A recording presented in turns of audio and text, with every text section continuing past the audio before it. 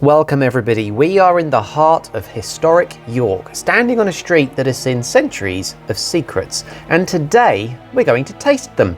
We've been invited to a secret hideaway on Little Stonegate to try 5 rums inspired by the city's most infamous characters, from plotters and poisoners to highwaymen and Viking kings. We're here to find out what treachery, rebellion and mischief actually taste like, so let's get into it. Okay, alright, we've made it inside Villains Rum of York, and this place has an incredible atmosphere. It's darkly decorated, feeling less like a shop and more like the headquarters of a secret society. The shelves are lined with bottles and every single one tells a story. And we're here for the Villainous History and Rum Tasting Tour, a guided 30 to 40 minute experience where we'll sample 5 rums, each one tied to a legendary local lawbreaker. Our guide, a self-proclaimed villain, is ready to lead us through a dark chapter of York's history, one sip at a time.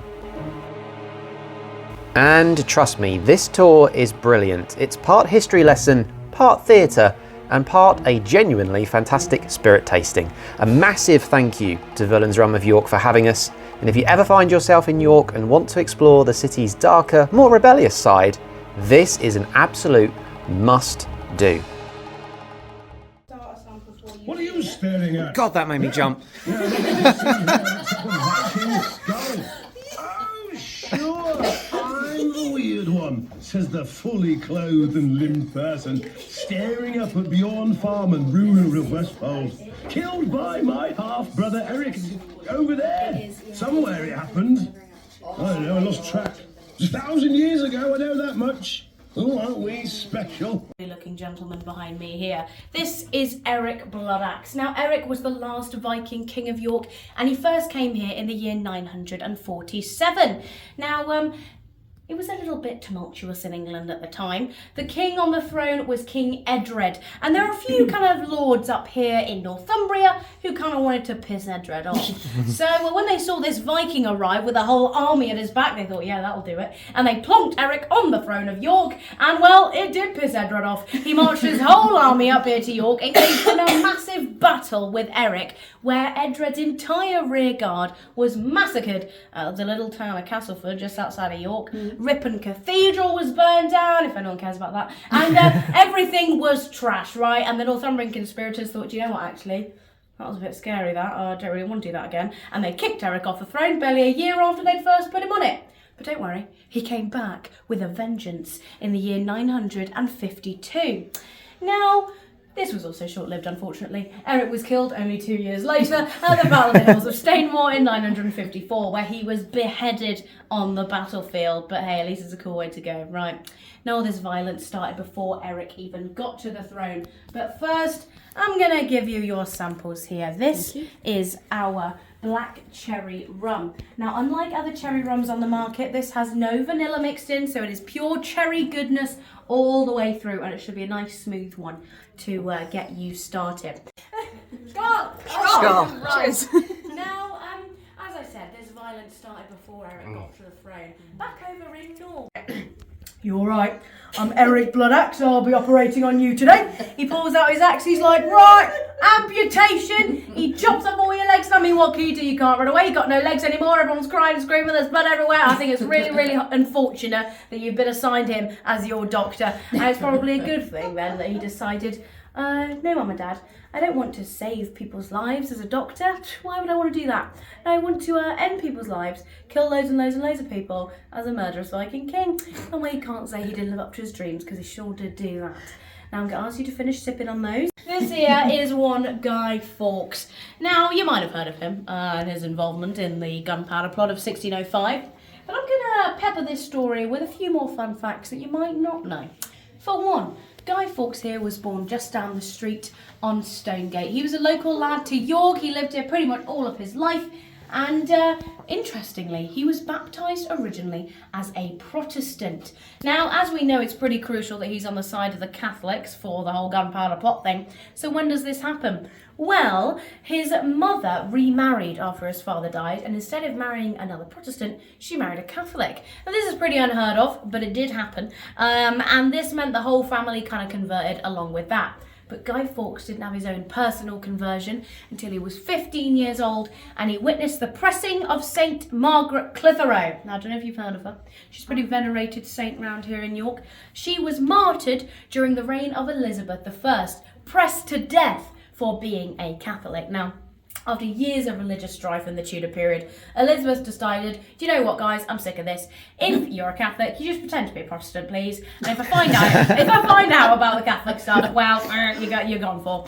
And Margaret, she didn't like that very much. She didn't like pretending to be something she wasn't. She was an out and proud Catholic. And she was discovered taking mass, which was illegal, and she was also discovered harbouring Catholic priests in her house, which is very, very illegal. And after all this came out, well, she was done for, and they pressed her to death with the door of her own house. Now, Guy Fawkes, at 15 years old, witnessed this. What was worse, she was actually one of his best mates, because she was married to the butcher that the Fawkes family used, so he'd known her basically all his life. So he sees his friend become a saint in front of him at the very impressionable age of 15. I mean, it's no wonder he is spurred on to defend the Catholic faith for the rest of his life. Now, I'm going to pass these around. Now, don't be too worried about this one. It should just have a nice little tickle in the back of your throat. If you do need to mellow it out, some Coke is good. Oh, yum. This actually would have been enough to have blown up all of the city of London, and 3 miles out of it had it gone off. And you might be thinking, well, hang on a second. He was meant to be a gunpowder expert. Why the hell would he put that many barrels under there? Well, poor old Guy Fawkes here wasn't actually really involved in the actual logistics of the plot. You see, he was an expert in the gunpowder, so he was the only one who knew how to set a delayed explosion time. So for the group, he was just kind of the trigger man. He was only really needed in the last act of it, and the actual logistics were done by everyone else, and frankly, I think they did a rubbish job. See, they ferried over the barrels of gunpowder at night from one side of the Thames to the other side, from a safe house to the Houses of Parliament, and they did this over the course of 3 months. Now, in theory, this was to avoid detection, but I think they just lost track of how many barrels they put under there. Probably only need about 10, forgot to write it down, ended up with 36, thought, yeah, that's fine. Shove Guy Fawkes down there, blow up the whole city, it'll be all right, at least we'll get the job done. And I mean, thank God for London that he was discovered. Depending on how you feel about London. But that being said, it wasn't so great for Guy. He was taken to the Tower and he was tortured mercilessly for 10 days straight. And there's a little Latin proverb that operate by back then, which translated to, by small degrees proceeding to the worst. Essentially meaning, you start with small stuff, like your fingernails. You don't need those, take them off, chop your fingers off, break a couple bones, get thumb screws in, squeeze out the blood, and I mean, that's just your hand. And then who needs toes as well? We'll whip you, we'll lash you if we're bored, we'll cut you open, rub some salt in the wound to make it, impossible for it to heal. Then the last few days, we'll pop you on the rack, stretch you all the way out until your arms will out your socket. Don't worry, we'll pop them back in for you. But only so we can do it again 2 or 3 more times. Now, after all of this, of course, Guy Fawkes gives up all the names of his co-conspirators, and they're all sentenced to be hanged, drawn, and quartered on the 31st of January of the following year. So it's just been 420 years since Guy Fawkes' death. So it's very apt we're talking about it this year. But yeah, hanging, drawing, quartering, pretty horrible way to go. They keep you alive for as long as possible. You're not actually meant to die from the hanging, you see, because they want you alive for the next bit, where they pop you on the rack and they stretch you out. If you're a guy, they chop your todger off and they burn that in front of you. Then they cut you open, reel out your innards, burn that from the outside of your body, allow the flame to travel back inside you, burn you all up, you're dead. Head comes off, that goes on the spike. They cut you into 4 bits, ship you off to random fields around the country to be buried in shallow graves. Now, they did this because the belief at the time was, if you weren't buried with your whole body, you couldn't get into heaven. So it was a way to ensure the damnation of your criminals by chopping them up, essentially. And Guy Fawkes knew what was awaiting him. He'd had a 3-month wait in prison to actually get there. So he'd thought up up a little way to get around this. Now I'm going to need that noose now. And to have a bit of a demonstration. Don't worry, you're getting it back. Have a bit of a demonstration here.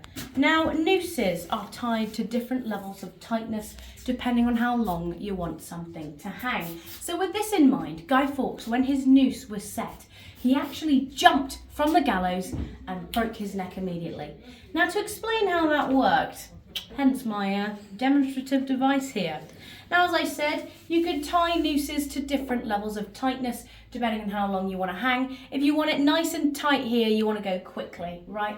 And sorry, my hair's in the way, but this will be pressing onto your neck and basically asphyxiating you before you've even dropped. So when you do drop, it'll basically double the amount of force that's pressing on your neck, and you will die much quicker. And you tie the knot to the side because it's much easier to break the neck sideways than forwards or backwards, believe me.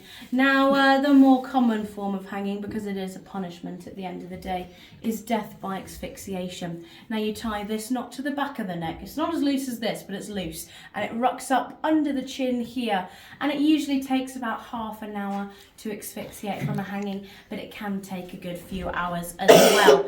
Now, Guy Fawkes, with all this in mind, had a loose noose. So how was he going to stimulate the same amount of force on the rope as if he had a tight one? Well, by jumping off, of course. And he was very clever as well, because he jumped forward, and this meant he swang, and that added extra momentum to the rope, made it pull much tighter as he went down, and got the job done nice and quick. Is Mary Bateman. Now, she was the last woman to be hanged for being a witch in York, and this happened in the year 1809. Now, Mary had a very colourful life. She was originally a dressmaker, and she was from Leeds. She did frequent York, travelling. She was here for an extended period of 6 months for a time, and she was here often on business, but she actually was caught back in Leeds, but they hanged her up here, hence why we've claimed her as one of our villains. Now, Mary had a little side hustle to her dressmaking job as a bit of a wise woman, and this meant she would sell these lovely old tinctures, and these would be cure-alls essentially. Any ailment you had, she had a magical potion that could cure it for you immediately. Now, occasionally these tinctures would be poisoned, and occasionally her customers would die, which meant she could occasionally rob people's houses and take all of their money and their things as well, which, let's be real, was actually her main source of income. So that's some pretty innovative serial killing, if you ask me. On the assurance these aren't poisoned. This is our pink grapefruit as well. Now, if you do want to mix it, some lemonade is good. No, good? Fab. You guys all right? Yeah. Oh, Yeah, a bit sharp. Bit too sweet, I would say, for me personally. Yeah, that'll be the citrus coming through. But home remedy. And Mary said, yeah, don't worry. I know exactly what to do for you. And she prescribed Mrs. Perigo 1 pudding a day. Which sounds nice, doesn't it?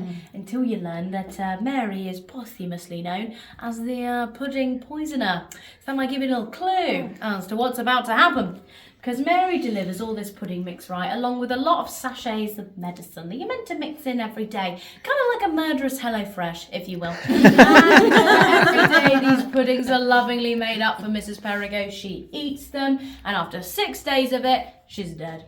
Now, what Mary hadn't accounted for was that Mr. Perigo, the husband, and the sons as well, would also be having some of the pudding because, hey, they think it's medicinal. Mum's left some leftovers. Why wouldn't you have some chalky pudding, right? So they get ill.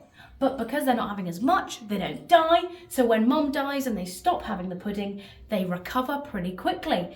And they get to thinking, and they're pretty clever lads. And they put 2 and 2 together and they think, do you know what? I think that pudding killed Mum. So they send the magistrates around Mary's house and they find her cabinets lined with cyanide. And probably a bit of arsenic as well. That's the usual duo, isn't it? Now, Mary's done for now. She's caught. She's shipped off here to York. And the York papers decide to advertise her hanging as the hanging of the last Yorkshire witch, right? Because having a woman on the hanging circuit was actually not very common. So you got to capitalise off it, right? And so it's actually for that reason we think of Mary as a witch. She wasn't really thought of that way during her life. It was literally the advertisement for her hanging which named her as a witch. Now, they did this to drum up tourism because witches had been outlawed for about 74 years. They were at their peak nearly 200 years prior. So having a witch back on the hanging circuit was a huge deal. People are thinking, well, maybe she's real this time. Maybe she'll turn to a bat and escape the noose, or turn to a wisp of smoke and float away. And everyone's really excited. You know, that guy's selling popcorn, that guy's selling beer, people are bringing Nan out for a picnic. They all get those plastic clappy things you get at football games. Like, everyone's really hyped. And they get up there, Mary's noose is set, they're drum rolling, she pushed off, she swings, she's going back and forth. They're thinking, right, smoke, bat, any minute now. No, she just dies. Sorry guys, really boring. She wasn't a witch, she was a serial killer. So no smoke, no bat, everyone took their nan home and cried, really boring. But hey, they've been so successful drumming up tourism because, let it be known, 20,000 people showed up to Mary Bateman's hanging, which is a lot of people. They thought, well, why not continue to capitalise off her now she's dead? So they put her body on display back in Leeds, and you could pay 3 pennies to come and look at it. And it was a huge, very successful attraction. She was there for about 2 weeks. And basically you could go to showings of dissecting her body and things like that. Famous highwaymen who graced the streets of York in the early 1700s.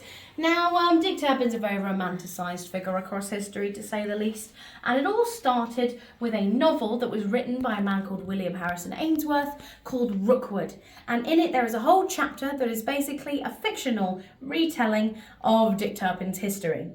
Now, this kind of history passed into general public belief. People thought it was real, and it was this book that coined him the gentleman highwayman, which, although not entirely inaccurate, instead of the accurate history, which I'll tell you about in a minute, it fostered more of an image of Dick Turpin as a sort of debonair, gentlemanly, eligible bachelor kind of guy, and he was all sort of mysterious, and he has a hat over one eye and a long cloak, and he's kind of, you know, horse jumping in a really elegant way, and everyone's sort of into him, and he's really cool. And unfortunately, this was not the real Dick Turpin. He was actually a right nasty fella, and also kind of disappointingly ugly. Now, yeah, it's actually quite sad. He was plagued with smallpox scars all over his face for all of his life, ever since he'd had the condition in childhood. So unfortunately not the astounding, handsome, Robin Hood-esque figure that the history says he is. But the real Dick Turpin is nonetheless still very interesting. And I'm going to pass these around now. This is our smoky dark number. It might be quite nice. It has a very full flavour. And if you do after-kick barbecue... Yeah, barbecue sauce. That's what I'm getting. Robbing, threatening, breaking and entering, and almost killing. Now, at this time, Dick Turpin hadn't actually killed anyone while he was with the gang, but he was a very feared member of it, and one of the main members too. And this gang was actually together until only 3 years before his death. So the last 3 years of his life, a lot happened. The gang eventually split, as I said, and Dick Turpin had to escape up here to Lincolnshire. And he started travelling between Lincoln and York for work. Now, he was based in this little, very small village in the north of Lincolnshire, kind of in hiding, and he took on the false name John Palmer. Now, John Palmer was a horse trader, and he was a very sort of well-to-do gentleman who ended up managing to brush shoulders with the gentry and also get invited out on shooting parties. He met a prince a couple times, and everyone sort of liked John Palmer. But John Palmer, the horse trader, was profiting off Dick Turpin, the highwayman's criminal activities. Now, Dick Turpin became essentially a highwayman, yes, but his main dealings were in horse theft. Now, horses were they were very important to the whole system back in the day. They were needed for agriculture, for travel. The upper class needed them for, things that they did in the country. They were needed for war. Everything needed horses. And they were big money. So the selling of horses was a nice source of income, and the stealing of horses, well, that was going to get you hanged. It was essentially as bad as murder. So while Dick Turpin's stealing the horses, John Palmer's selling them on, and it was a nice kind of system for him there. Both of them actually became quite famous. Dick Turpin was notoriously elusive. He could never be caught, and he did actually end up murdering a man, and then murdered the guy who came to catch him for murdering the other man. So he is a murderer as well. well, unfortunately. Murdered in cold blood as well. He lured his captor into the woods and shot him. But this was only a few days before he was actually caught, because eventually, when you live in a double life, it's going to catch up with you. Dick Turpin decides it's a fantastic idea to steal a horse in broad daylight. Yes, also in view of 7 witnesses. I remind you, hangable offence. Now, he rides this horse only halfway down the street, and he spots a pub. He ties his horse up outside the pub, goes inside, gets a drink. Now, along his little 500-yard journey down the road, a chicken runs across the road in front of him. So he shoots it, right, thinks nothing of it, ties his horse up outside the pub, goes in. Now the guy whose horse got stolen, he comes out, he's like, where's my horse? 7 witnesses are like, literally 500 yards down the road, mate, at the pub. And the guy whose chicken was shot comes out. And guess what? It was the magistrate. Yeah. So the magistrate and the guy who's just had his horse stolen all convene on this pub where they see the stolen horse outside. They go inside, and who's sat at the bar halfway through his pint of John Smith's or something else rubbish? Well, Dick Turpin, of course. He's actually sat next to his wanted poster on the wall. And they arrest him. And the magistrate was very upset about his chicken. And the chicken murder was also included in the arrest warrant, as well as the horse theft. So Dick Turpin's in prison. But this is in a very little village in Lincolnshire, as I said. And Dick Turpin, as I also said, was a bit of a celebrity. So he has people coming to his cell window with wanted posters for him to sign. And it all gets a bit too much for this little jail up in Lincolnshire, and they decide, actually, we're going to ship him off to York. Now, as I said, he did grace York a few times for some trading, and also while he was on the run as Dick Turpin, he hid out in a few places around York. So it's natural that they send him up here to be hanged at the Knavesmire, which is where the racecourse is now. Now, Dick Turpin is put into the castle prison, which is obviously where the museum is now, and he's there for 3 days. Now, he tries to get reprieve on the first day, sends letters out to his brother and his dad, but they both hate him, so they don't help him at all. But unfortunately, these letters are how his true identity, or rather the fact that John Palmer and Dick Turpin are the same person, comes to light. So his identity is blown, the jig is up, he's done for. So he basically uses the rest of his money to bribe the guards to bring in alcohol and women for him every night, and he basically has a 3-day bender in prison before he dies. He then buys himself a new coat, new shoes for his hanging, and they used to walk behind their caskets up to the noose back in the day. He was there, he was drumming a little beat on his, he was kissing out to the crowds, he was waving all the women, he even paid a little band. I made that last one up. But he did pay for professional mourners, who are essentially women who are really good at crying. You could hire them for your hangings or pre-hire them for your funerals to cry, essentially, and make it seem like you were really mourned. So he's there, he's lapping up the crowd like this, woohoo! He's got his women behind him, all tears. Oh my God. If that isn't the juxtaposition of a narcissist hanging, I don't know what is. But anyway, he gets up there.